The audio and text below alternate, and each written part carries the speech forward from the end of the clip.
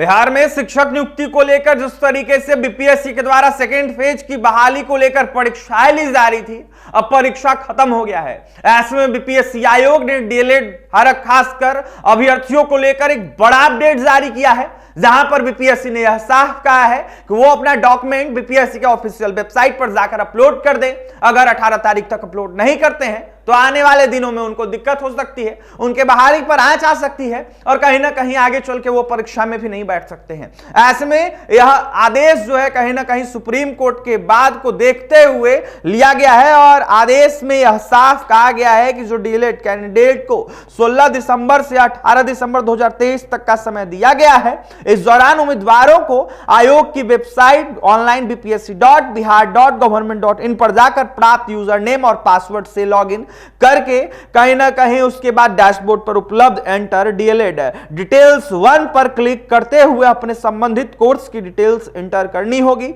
समय से ऐसा नहीं करने वाले उम्मीदवारों को कहीं ना कहीं देखते हुए उनको मुश्किलों का सामना करना पड़ सकता है, ऐसे में परेशानी हो सकती है। बिहार में हाल ही में दूसरे चरण की शिक्षक भर्ती के लिए आयोजित हुई परीक्षा समाप्त हुई है। इसी बीच बीपीएससी ने सेकेंड फेज शिक्षक भर्ती को देखते हुए कहीं ना कहीं उसके लिए आवेदन करने वाले उम्मीदवारों के लिए एक अहम सूचना जारी की है। बिहार लोक सेवा आयोग ने बता दें आपको कि सेकेंड फेज शिक्षक भर्ती के लिए अप्लाई करने वाले डीएलएड अभ्यर्थियों के लिए यह सूचना जारी की है, जहां पर डीएलएड धारक डिग्री वाले अभ्यर्थियों को यह साफ कहा गया है कि वो अपना डिटेल जो है देखते हुए बीपीएससी के ऑफिशियल वेबसाइट पर डीएलएड डिग्री धारक खासकर अभ्यर्थी जाकर जमा कर दे तो वहीं अपलोड कर दे। नोटिस में कहा गया है कि विज्ञापन संख्या 27-23 विद्यालय अध्यापक प्रतियोगिता परीक्षा के वर्ग 1 to 5 और 6 to 8 के अध्यापक पद के नियुक्ति के लिए उम्मीदवारों की ओर से डीएलएड के कहीं ना कहीं प्रशैक्षणिक योग्यता के आधार पर आवेदन किया गया है। वैसे अभ्यर्थियों को सुप्रीम कोर्ट के आदेश का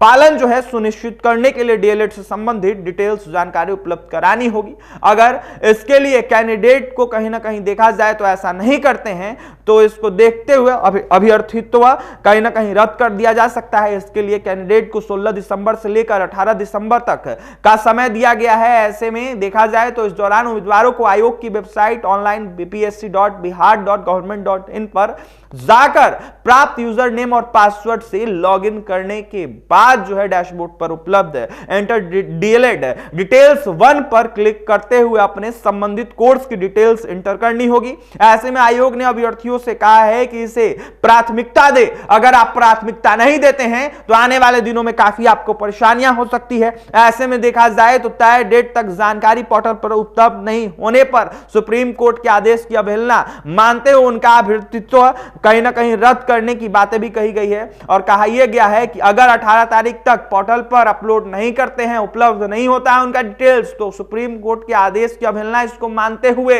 अभ्यर्थित्व कहीं ना कहीं रद्द कर दिया जाएगा बीपीएससी के द्वारा। ऐसे में आने वाले दिनों में जो डीएलएड डिग्री धारक अभ्यर्थी जो डिटेल्स नहीं जमा करेंगे वो परीक्षा में भी नहीं बैठ पाएंगे और आगे चल के उनकी नौकरी होने में काफी मुश्किलें होगी। तो फिलहाल जो भी अभ्यर्थी डीएलएड धारक डिग्री वाले हैं वो इन विषयों का ध्यान रखें और बीपीएससी के पोर्टल पर जाके जल्दी जल्दी जो डिटेल्स है वो अपलोड कर दे। और भी तमाम खबरों के लिए NBC 24 के साथ बने रहें। पटना से सहयोगी अमित के साथ अभिषेक की रिपोर्ट।